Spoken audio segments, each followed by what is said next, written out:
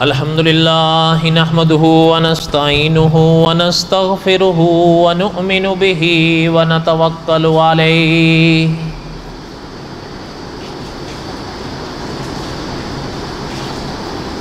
ونعوذ باللہ من شرور انفسنا ومن سیئات اعمالنا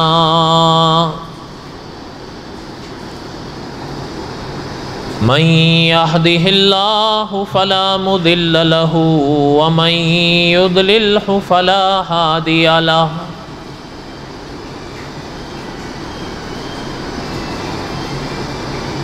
ونشهد أن لا إله إلا الله وحده لا شريك له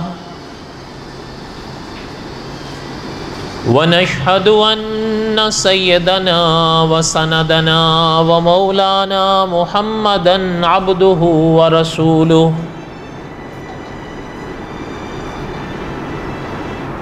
أما بعد أعوذ بالله من الشيطان الرجيم بسم الله الرحمن الرحيم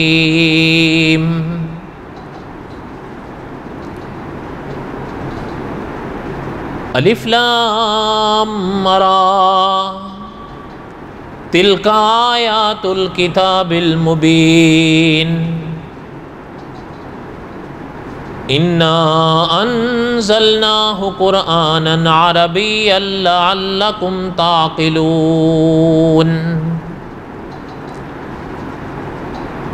نحن نقص عليك احسن القصص بما اوحينا اليك هذا القرآن وإن كنت من قبله لمن الغافلين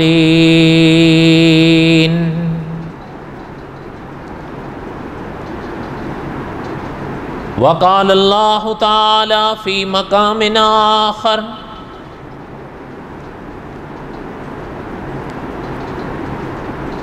إن الله اصطفى آدم ونوحا وآل إبراهيم وآل عمران على العالمين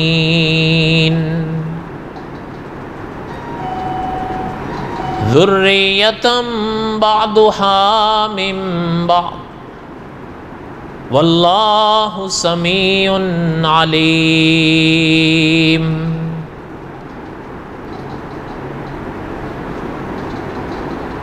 وقال الله تعالى في مقام آخر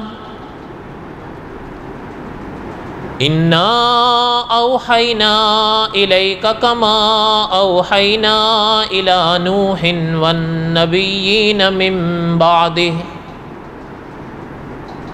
وأوحينا إلى إبراهيم وإسماعيل وإسحاق ويعقوب والأسباط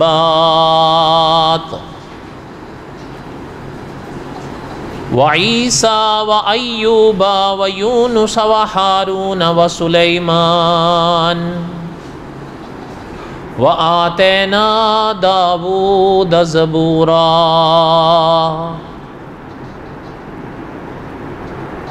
وقال النبي صلى الله عليه وسلم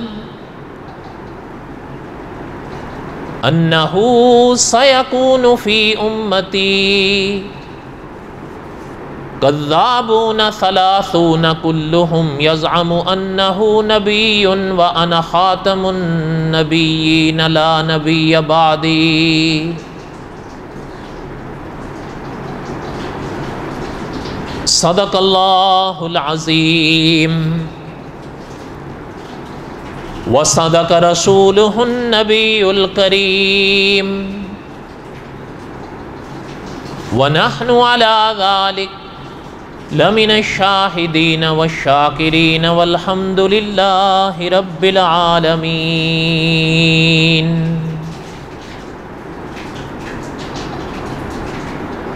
اللهم صل على محمد وعلى آل محمد كما صليت على إبراهيم وعلى آل إبراهيم إنك حميد مجيد اللہم بارک علی محمد وعلی آل محمد کما بارکت علی ابراہیم وعلی آل ابراہیم انک حمید مجید۔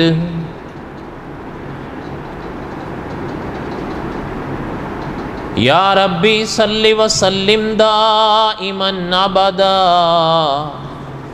علی حبیبک خیر الخلق کلہم هو الحبیب الذی ترجى شفاعته لكل حول من الاحوال مقتحم۔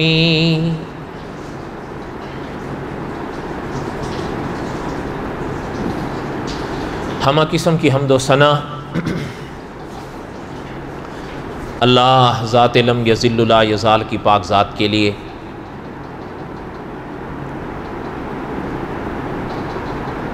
صدق دل سے لاتعداد مرتبہ درود و سلام امام الانبیاء حضرت محمد الرسول اللہ صلی اللہ علیہ وسلم کی پاک ذات کے لیے۔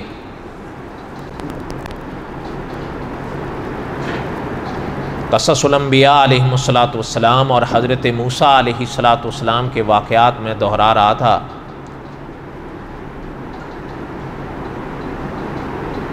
اور حضرت موسیٰ علیہ السلام کے واقعات کے بالکل ہم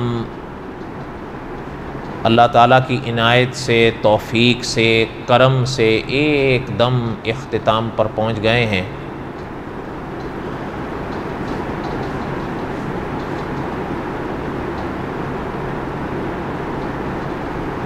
کورونا کی وبا کی وجہ سے جو وقتاً فوقتاً مدارس بند ہوتے رہے، اس حصے کو منفی کر کے بھی 2 سال کا جمعے کا بیان حضرت موسیٰ علیہ السلام کے واقعات پر میں نے پڑھا۔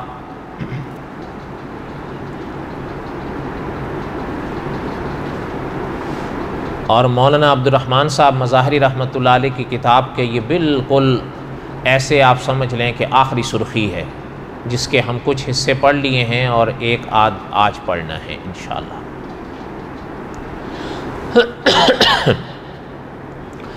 بہرحال حضرت موسیٰ علیہ السلام کے واقعات اپنی بساط تک بالکل اب ہم آخر میں ہیں، 1 یا 2 جمعے اور انشاءاللہ اس پر کچھ باتیں میں عرض کروں گا۔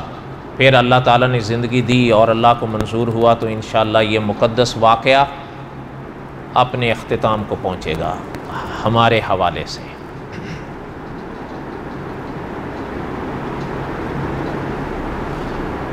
گزشتہ سے پوستہ جمعہ میں حضرت موسیٰ علیہ السلام کے واقعات کے آخری حصے کو وہاں سے دہرا رہا تھا کہ جہاں پر حضرت موسیٰ علیہ السلام نے فرشتے سے فرمایا تھا کہ اس کے بعد کیا ہوگا، تو خدا کے فرشتے نے فرمایا کہ حضرت اس کے بعد پھر موت ہے۔ تو مولانا عبد الرحمن صاحب مظاہری رحمۃ اللہ علیہ اور دوسرے علماء محدثین تاریخ نے لکھا ہے کہ حضرت موسیٰ علیہ السلام نے فرمایا کہ جب تب بھی موت ہے تو پھر اب صحیح۔ اور اس موقع پر محدثین نے لکھا ہے کہ حضرت موسیٰ علیہ السلام نے اللہ کی پاک بارگاہ میں دعا کی، چونکہ حضرت کی زندگی کا یہ دور وہ دور تھا جو وادی تیہ میں گزر رہا تھا۔ تو اس موقع پر حضرت موسیٰ علیہ السلام نے اللہ کی پاک بارگاہ میں دعا فرمائی تھی کہ یا اللہ ہمیں ارض مقدس کے قریب کر دیں۔ یعنی علماء نے لکھا ہے کہ محترم کی تمنا یہ تھی کہ آخری وقت اور اخیر وقت اور آخری اس دنیا کے لحاظ سے مقام ارض مقدس میں حاصل ہو۔ اور ارض مقدس علماء نے لکھا ہے اس کا معنی ہوتا ہے فلسطین، اس کا معنی ہوتا ہے بیت المقدس۔ اس لیے اس وقت حضرت موسیٰ علیہ السلام نے دعا فرمائی، اور دعا فرمانے کے بعد علماء نے لکھا ہے کہ اللہ نے حضرت موسیٰ علیہ السلام کی دعا کو قبول فرمایا اور حضرت موسیٰ علیہ السلام کو ارض مقدس میں اللہ نے منتقل فرما دیا.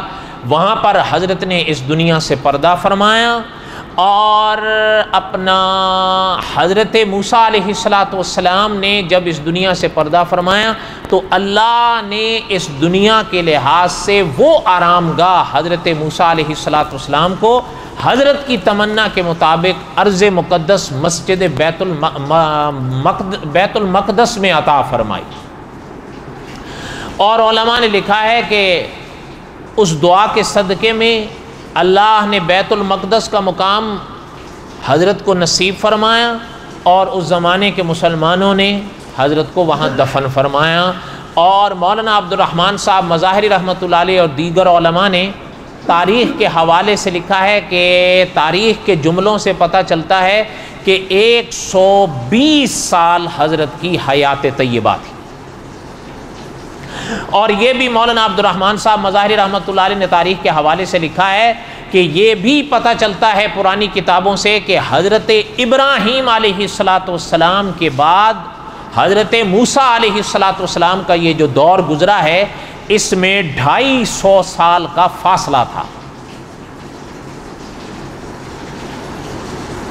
اب حضرت موسیٰ علیہ السلام کو دفنایا گیا ارض مقدس میں. اس پر میں یہ بات عرض کر رہا تھا کہ علماء نے ظاہر بات کلام پاک میں تو نہیں ہے کہ محترم کی قبر پاک کہاں ہے. اس پر میں نے کچھ باتیں عرض کی تھیں کہ تاریخ میں اقوال ہیں, پھر مورخین تحقیق کے بعد کچھ اقوال یا کچھ قول کو کسی قول کو الگ کرتے ہیں کہ یہ ان کی نسبت اچھا ہے اور مضبوط ہے بنسبت ان کے. اسی پر ہی بات میں یہ پڑھ رہا تھا کہ اصل میں صاحب قصص الانبیاء نے لکھا ہے کہ یہ آپ دیکھیں تو حضرت آدم علیہ السلام جو پہلی شخصیت پہلے اللہ کے نبی ہیں جن کے بارے میں سرور کونین صلی اللہ علیہ وسلم نے بھی فرمایا کہ کلکم بنو آدم, تم تمام آدم کی اولاد ہو علیہ السلام. ان کی قبر پاک کے بارے میں بھی اقوال ہیں.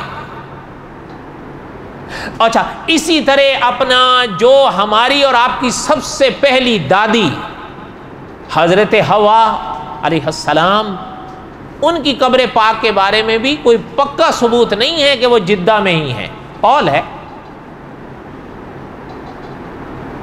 اسی طرح اپنا حضرت موسیٰ علیہ السلام, اسی طرح حضرت ابراہیم علیہ السلام. صاحب قصص الانبیاء نے جو بات لکھی ہے وہی میں گزشتہ سے پوستہ جمعہ دہرا رہا تھا کہ حضرت نے لکھا ہے کہ لگتا یہ ہے کہ اللہ نے خود ہی اپنے پاک انبیاء علیہ السلام کے پاک قبور پاک روزوں کو چھپا دیا ہے. یقین کے ساتھ کوئی نہیں سوائے حضرت محمد الرسول اللہ صلی اللہ علیہ وسلم کے روضہ پاک کے سابقہ انبیاء علیہ السلام میں سے کسی کے بھی روضہ پاک کا یقین کے ساتھ ثبوت نہیں ہے کہ وہی ہے. اقوال ہوتے ہیں. اچھا, پھر یہ بات بھی آپ دیکھ لیں کہ شان ہے اللہ کی, یعنی اس دن یہاں کسی بات کے ضمن میں کسی دوست سے عرض کر رہا تھا کہ حضرت موسیٰ علیہ السلام اللہ کے وہ نبی گزرے ہیں کہ جن کو اللہ کے نبی یہودی بھی مانتے ہیں, جن کو اللہ کے نبی عیسائی بھی مانتے ہیں, اور جن کو اللہ کے نبی ہم مسلمان بھی مانتے ہیں. باوجود اس شان کے بھی محترم کی قبر کا نشان یقین سے پتہ نہیں ہے کہ کہاں ہے. اس لیے صاحب قصص الانبیاء نے لکھا ہے کہ لگتا یہی ہے کہ قدرت نے خود ہی ان کے روزوں کو پاک کو چھپا دیا, ورنہ ظاہر بات ہے کہ اولیاء کے جو پاک روزے دنیا کے سامنے ہیں وہاں ہمارے لوگوں نے کیا کچھ کیا. تو اسی لیے صاحب قصص الانبیاء نے لکھا ہے کہ انبیاء علیہ السلام کے پاک روزے اگر یقین کے ساتھ ثابت ہوتے تو نہ جانے پھر ہمارے لوگوں نے کیا کرنا تھا.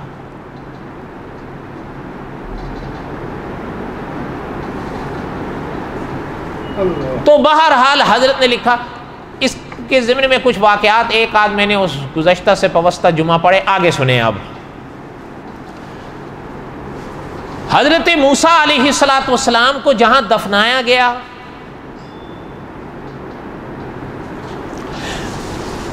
مشہور مورخین نے تو یہ لکھا ہے کہ حضرت موسیٰ علیہ السلام کے زندگی کا یہ جو آخری دور تھا یہ وادی تی میں گزرا، اور حضرت موسیٰ علیہ السلام نے دعا فرمائی، اور اس دعا کے صدقے میں اللہ نے ان کو ارض مقدس کے قریب ارض مقدس میں منتقل کر دیا۔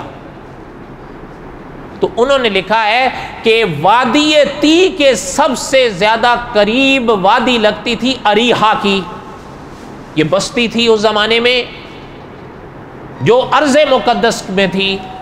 انہوں نے لکھا ہے کہ وہاں پر حضرت موسیٰ علیہ السلام کو دفنایا گیا۔ واللہ عالم، انہوں نے باقی تاریخ کی اقوال کے سامنے مقابلے میں اس کو مضبوط یا بہتر قرار دیا ہے۔ ایک بات۔ دوسری بات،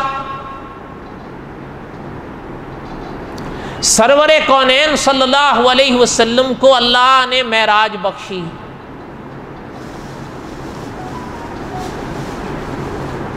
معراج کے سفر کے موقع پر سرور کونین صلی اللہ علیہ وسلم نے حضرت موسیٰ علیہ السلام کو دیکھا قبر پاک میں۔ سرور کونین صلی اللہ علیہ وسلم نے حضرت موسیٰ علیہ السلام کو قبر پاک میں دیکھا، اور آقا صلی اللہ علیہ وسلم نے واپس آ کر صحابہ کو یہاں تک فرمایا کہ اگر وہاں آپ ہوتے تو میں اب بھی وہ آپ کو جگہ دکھا سکتا تھا کہ یہ حضرت موسیٰ کی قبر ہے۔ یہاں تک کہ سرور کونین صلی اللہ علیہ وسلم نے اس موقع پر یہ بھی فرمایا کہ قصیب احمر کے پاس حضرت موسیٰ کا پاک قبر تھی، اور حضور نے فرمایا ہم نے دیکھا کہ قبر میں کھڑے حضرت موسیٰ نماز ادا کر رہے تھے۔ اچھا، یہ بھی یاد رہے کہ یعنی یہ کوئی تاریخی بات فقط نہیں، یہ بخاری شریف کی حدیث ہے۔ اسی موقع پر حضور نے صحابہ سے فرمایا تھا کہ اگر وہ ہوتے تو ہم آپ کو اگر وہ جگہ ہوتی یا آپ ہوتے تو ہم آپ کو دکھا دیتے کہ یہ حضرت موسیٰ کی قبر ہے، اور حضور نے نشان پاک تک بتایا۔ حضور نے فرمایا قصیب احمر کے پاس تھی، اور حضور نے فرمایا ہم نے دیکھا کہ قبر میں حضرت موسیٰ علیہ السلام کھڑے نماز پڑھ رہے تھے۔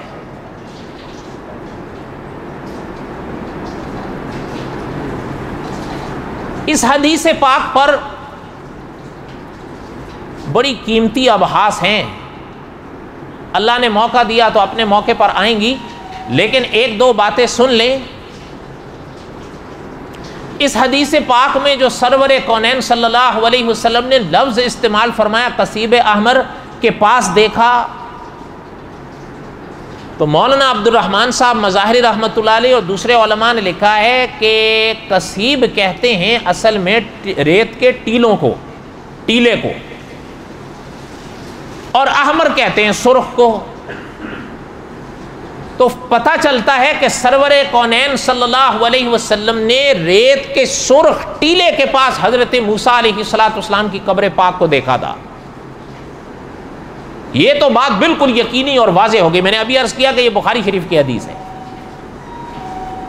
اچھا، البتہ چونکہ سرور کونین صلی اللہ علیہ وسلم کو اس دنیا سے پردہ فرمائے اب 15ویں صدی جا رہی ہے، تو اس حدیث پاک کی شرح میں علماء نے لکھا ہے کہ اب وہ قصیب احمر کہاں ہیں، چونکہ اب جغرافیہ بدل گیا ہے، دور بدل گیا، 15 صدیاں آگے آ گئی ہیں۔ تو مولانا ظہور الباری صاحب نے لکھا ہے کہ فی الحقیقت اب پتہ نہیں چلتا کہ وہ قصیب احمر کہاں ہیں، اور انہوں نے لکھا ہے کہ یہ تو بالکل واضح ہو گیا ہے کہ سرور کونین صلی اللہ علیہ وسلم کے زمانے میں تھا اور حضور نے دیکھا تھا، اور یہ معراج کا واقعہ، اور یہ ذہن میں رکھیں، علماء نے لکھا ہے یہ معراج کے موقع کا واقعہ ہے، اور معراج کے بارے میں میرا اور آپ کا علماء حقہ کی اتباع میں عقیدہ ہے کہ معراج کا واقعہ حضور کا جیتا جاگتا حضور کا معجزہ تھا، کوئی خواب نہیں تھا۔ اس لیے انہوں نے لکھا ہے کہ یہ تو یقین سے پتہ چل گیا ہے کہ حضرت موسیٰ علیہ السلام کی قبر پاک کثیب احمر کے پاس تھی حضور کے زمانے تک، اب وہ کثیب احمر کہاں ہیں اب پتہ نہیں چل رہا ہے۔ یہ تو یقینی بات واضح ہو گئی ہے کہ حضور کے زمانے میں تھا یہ، اس لیے اب پتہ نہیں چلتا۔ اس لیے پھر صاحب قصص الانبیاء کی وہی عبارت لوٹی ہے کہ محترم نے لکھا ہے کہ دل یا وجدان یہ کہتا ہے کہ اللہ نے خود ہی پردہ ڈال دیا۔ اور پھر یہ اچھا یہاں پر ایک کئی طرح کے سوالات پیدا ہوئے کہ حضور نے فرمایا ہے کہ ہم نے دیکھا ہے کہ کھڑے قبر میں نماز پڑھ رہے تھے، اور میں نے ابھی عرض کیا ہے کہ معراج کا جو واقعہ اور معجزہ ہے حضور کا، یہ خواب نہیں ہے، یہ جیتی جاگتی حالت کا واقعہ ہے، یہ اہل سنت کا عقیدہ ہے۔ ایک بات، دوسری بات ذہن میں رکھیں، دھیان میری طرف رہے ورنہ بات نہیں سمجھ میں آئے گی۔ معراج جو میں ابھی معراج پر بات نہیں کر رہا ہوں، وہ قصص الانبیاء کے آخر میں آئے گی، لیکن کثیب احمر کے حوالے سے حضرت موسیٰ علیہ السلام کی قبر پاک کے بارے میں جو بات آتی ہے اس کو سنیں۔ علماء نے لکھا ہے کہ معراج جو ہے، معراج کے دو حصے ہیں، ایک حصہ اسراء کہلاتا ہے کلام پاک کی اصطلاح میں، اور ایک معراج کہلاتا ہے، یہ دونوں ایک ہی سفر کے حصے ہیں۔ ایک بات، دوسری بات، علماء نے لکھا ہے اللہ نہ کرے اگر کوئی شخص اسراء کا منکر ہوتا ہے، الفاظ پہ غور کریے گا، اللہ نہ کرے اگر کوئی شخص اسراء کا منکر ہوتا ہے، اس کے کفر اور اسلام کے دائرے سے نکلنے میں کوئی بحث ہی نہیں ہے کسی عالم کو۔ کیوں؟ اس لیے کہ سبحان الذی اسریٰ بعبدہ لیلا من المسجد الحرام الی المسجد الاقصی، یہ اللہ تعالیٰ کا واضح فرمان ہے جو اللہ فرما رہے سیر کرائی ہم نے اپنے بندے کو مسجد حرام سے مسجد اقصی تک۔ اب اتنے واضح الفاظ کا کوئی انکار کرے تو پھر وہ اسلام کے دائرے میں کیسے رہ سکتا ہے؟ تو سوال ہی نہیں پیدا ہوتا۔ اس لیے انہوں نے لکھا ہے کہ اسراء کے بارے میں اس عقیدے کو بالکل پکا رکھو۔ غور فرمائیں، سبحان الذی اسریٰ بعبدہ لیلا من المسجد الحرام الی المسجد الاقصی، یہ اسراء ہے۔ تو علامہ خالد محمود صاحب رحمۃ اللہ علیہ نے لکھا ہے اسی موقع پر جو مسجد حرام سے مسجد اقصی تک قرآن کی اصطلاح میں اسراء کا جو سفر ہے، اسی میں کثیب احمر کے پاس حضرت موسیٰ کو سرور کونین صلی اللہ علیہ وسلم نے کھڑے ہو کے نماز پڑھتے دیکھا ہے۔ تو پتہ چل گیا حضرت موسیٰ علیہ السلام کو نماز پڑھتے جو سرور کونین صلی اللہ علیہ وسلم نے دیکھا، وہ اس زمین پہ دیکھا یا آسمانوں پہ دیکھا؟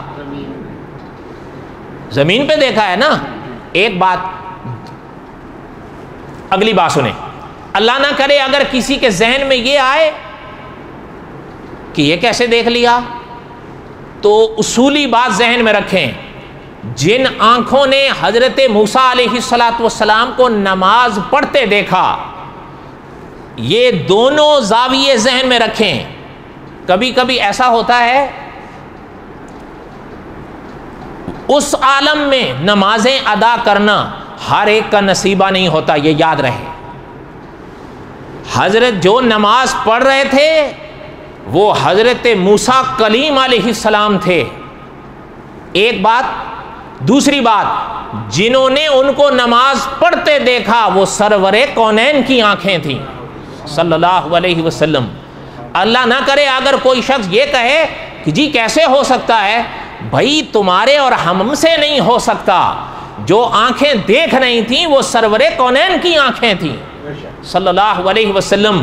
مولانا عبدالشکور دین پوری رحمۃ اللہ علیہ فرمایا کرتے تھے اللہ کی عنایت سے اس عقیدے کو اپناؤ، جو حضور دیکھ سکتے ہیں وہ کوئی نہیں دیکھ سکتا صلی اللہ علیہ وسلم۔ حضور امام الانبیاء ہیں، اور پھر سرور کونین صلی اللہ علیہ وسلم واضح فرما رہے ہیں اپنے صحابہ سے کہ گر آپ وہاں ہوتے ہم آپ کو دکھا دیتے کہ یہ حضرت موسیٰ کی قبر ہے. اور حضور نے فرمایا کثیب احمر کے پاس دیکھا تھا. تو یاد رہے علامہ خالد محمود صاحب رحمۃ اللہ علیہ خطبات خالد میں لکھتے ہیں کہ ہمارا اور آپ کا عقیدہ یہ ہے کہ آسمان کا دامن پھٹ سکتا ہے، لب مصطفیٰ کی جنبشیں غلط نہیں ہو سکتی. جب حضور نے دیکھا ہے تو پھر ہمارا عقیدہ ہے کہ حضور نے دیکھا ہے. اس لیے یہ وہ مرحلے. ہاں اب یہ مرحلے کہنا کہ مطلب جی کیسے ہو گیا، کیسے ہو سکتا ہے. مولانا امین اکاڑوی رحمۃ اللہ علیہ فرماتے تھے اگر کوئی یہ کہے نا جی کیسے ہو سکتا ہے، اس سے پوچھا کرو کس سے نہیں ہو سکتا. مجھ سے اور آپ سے نہیں ہو سکتا یا اللہ سے بھی نہیں ہو سکتا. اسراء ہو معراج ہو، عقیدہ یہ ہے کہ سبحان الذی اسریٰ بعبدہ لیلا من المسجد الحرام الی المسجد الاقصیٰ. حضور کو اسراء اور معراج اللہ نے کرایا ہے. جو اللہ یہ معراج کا سفر کرا سکتے ہیں وہ حضور کو حضرت موسیٰ کو نماز پڑھتے ہوئے دکھا سکتے ہیں. بات سمجھ آئی ہے آپ کو؟ اب اگلی بات سنیں. دعا کریں، وقت تو شروع ہونے سے پہلے ہی ختم ہو رہا ہے. مشکل ہے تقریر، مشکل ہے. اور بولو تو صحیح. پتہ نہیں کہتے ہیں بڑی مشکل تقریر ہوتی ہو تو لگ بے نہیں ہے. پتہ نہیں یار میں تو نیچے آ کے تھک گیا ہوں، تھوڑا سا آپ لوگ ہی اوپر آ جاؤ. یہاں تک تو کوئی مشکل نہیں ہے نا. بس یہ چیز ذہن میں رکھیں کہ حضرت موسیٰ علیہ السلام کو محترم نے جو فرمایا تو پھر محترم نے دیکھا حضرت موسیٰ کو کہ قبر میں کھڑے نماز پڑھ رہے ہیں. اس حدیث پاک پر جو حیات النبی کی بحث ہے وہ اللہ نے زندگی دی تو قصص الانبیاء کے آخر میں آئے گی. آگے سنیں. جب اچھا ایک چیز یہ بھی ہے ذہن کے قریب کر لیں، اللہ نہ کرے اگر کسی شخص سے ذہن میں یہ آئے یہ کیسے ہو گیا، تو اس بات کو تازہ کر لیا کرو جو مولانا عبدالشکور دین پوری رحمۃ اللہ علیہ اس موقع پہ فرمایا کرتے تھے کہ یاد رہے جو حضور دیکھ سکتے ہیں کوئی اور دیکھ نہیں سکتا. وہ نبوت کی آنکھیں تھیں اور آپ دیکھتے نہیں. کلام پاک میں اچھا ایک اور بھی چیز ہے، حالانکہ وہ میرا موضوع نہیں، بہرحال اب یاد آئی تو سن لیں، پھر پتہ نہیں توفیق ہو نہ ہو. کلام پاک میں ایک مقام پر حضور کی پاک آنکھوں کا ذکر اللہ نے فرمایا ہے. وَلَا تَعْدُ عَيْنَاكَ. میری طرف دھیان دے ورنہ نہیں سمجھ میں آئے گی بات. وَلَا تَعْدُ عَيْنَاكَ یہ سورہ کہف میں ہے، اور اگر میں غلط نہیں ہوں تو آیت نمبر 28 کا یہ جملہ ہے. وَلَا تَعْدُ عَيْنَاكَ. اللہ نے فرمایا میرے نبی ان سے آپ کی آنکھیں ہٹنے نہ پائیں. پتہ چلتا ہے اس آیت پاک میں حضور کی آنکھوں کا ذکر ہے. وَلَا تَعْدُ عَيْنَاكَ میرے نبی ان سے آپ کی آنکھیں ہٹنے نہ پائے. علامہ خالد محمود صاحب رحمۃ اللہ علیہ یا دوسرے علماء نے لکھا ہے یہاں پر حضور کی آنکھوں کے مقام کو بھی سمجھو کہ اس پاک آیت میں اللہ حضور کی آنکھوں کو بیان فرما رہے ہیں. وَلَا تَعْدُ عَيْنَاكَ کہ میرے نبی ان سے آپ کی آنکھیں ہٹنے نہ پائیں. اور فرمایا اسی جملے سے مقام صحابہ کو بھی سمجھو کہ اللہ فرما رہے ہیں وَلَا تَعْدُ عَيْنَاكَ میرے نبی صحابہ کے چہروں سے آپ کی آنکھیں ہٹنے نہ پائیں. نہیں سمجھ آئی بات آپ کو؟ مولانا ضیاء القاسمی رحمۃ اللہ علیہ ہوا کرتے تھے، فوت ہو گئے. وَلَا تَعْدُ عَيْنَاكَ اس ایک جملے پہ انہوں نے ایک دفعہ فیصل آباد میں تقریر کی تھی 2.5 گھنٹے صرف اس ایک جملے پہ. کیا لوگ تھے. بہرحال یہ چیز ذہن میں بٹھا لیں، نبی نبی ہوتے ہیں. اللہ نہ کرے اگر کسی کے ذہن میں یہ آئے کہ جی کیسے دے، او بھائی آپ نے ہم نے تھوڑا دیکھا ہے، حضور نے دیکھا ہے، اس کو سمجھو. اور پھر جو نماز پڑھ رہے تھے وہ اللہ کے کلیم کو دیکھا ہے. دونوں طرف دیکھو نا. اور پھر یہ چیز بھی ذہن میں رکھیں کہ حضور علیہ السلام کی شان کو سمجھنا کوئی مشکل نہیں ہے، بس تھوڑا سا دل لگانے کی ضرورت ہے.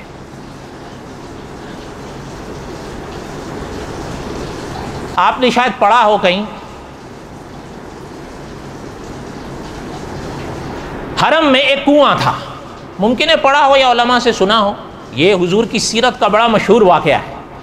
تاریخ یہ بتاتی ہے کہ اس کا پانی کڑوا تھا اور کڑوا مشہور تھا، کوئی پی نہیں سکتا تھا. ایک دفعہ حضور وہاں سے گزرے تھے صلی اللہ علیہ وسلم صحابہ کے سنگ. حضور کی پاک خدمت میں یہ شکایت پیش کی گئی تھی کہ آقا یہ پانی تو کنویں میں ہے لیکن کڑوا ہے, اس کو تو کوئی چکھ ہی نہیں سکتا.